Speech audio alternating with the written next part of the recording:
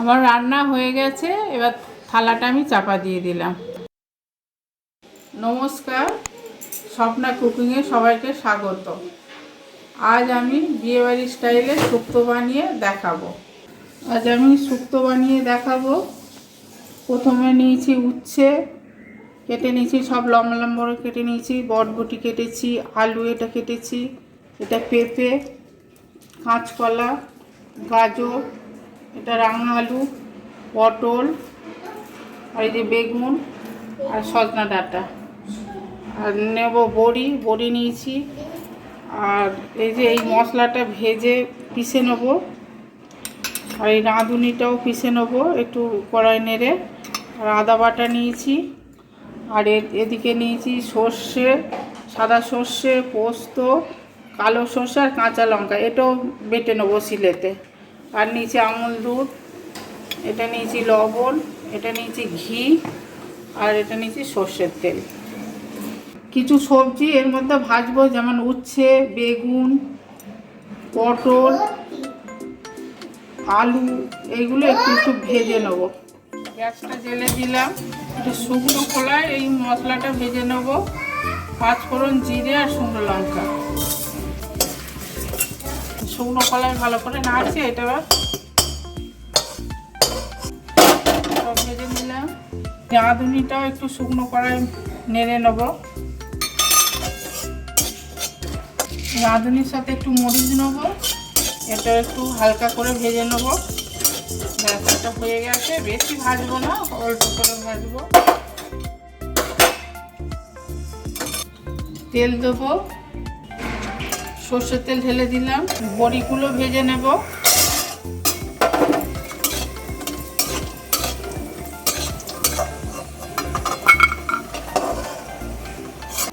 বেগুনগুলো ভেজে নেব।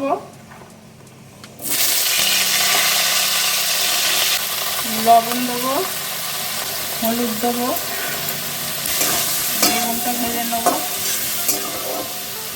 বেগুনটা ভাজা হয়ে গেছে, তুলে নিচ্ছি। তেল ঢাললাম, পটলগুলো ভেজে নেব।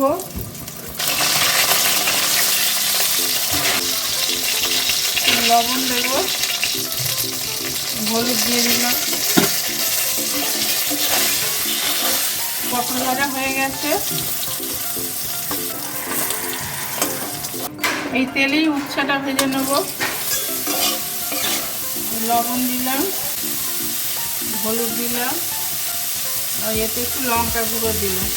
যেহেতু একটু চিটো, উচ্ছেটা একটু বেশি ভাজবি, এই জন্য শুক্তোতে দেবো আর কিছুটা রেখে দেবো শুধু খাওয়ার জন্য। আমি একসাথে উচ্ছেটা ভেজে নিই।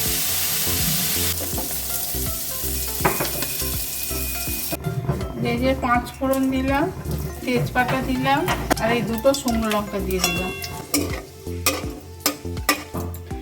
এই যে প্রথমে আলুটা দিয়ে দিলাম। আলুটা একটু ভাজা ভাজা করে নিলাম। পেঁপে দিলাম,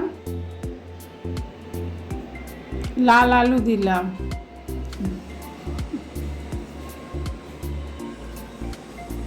গাজরটা দিয়ে দিলাম,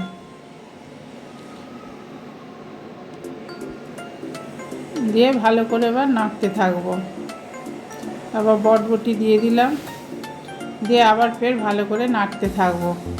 এবার সজনা ডাঁটাটাও দিয়ে দিলাম, দিয়ে ভালো করে এবার নেড়ে নেড়ে একটু ভাজা ভাজা করে নেবো। এবার আদা বাটাটা দিলাম, দিয়ে আবার নাড়তে থাকবো। আদা বাটাটা ভালো করে মিশিয়ে দেবো। তারপরে একটু লবণ দিয়ে দিলাম, হলুদ দিয়ে দিলাম, দেওয়ার পরে ভালো করে ফের নাড়তে থাকবো।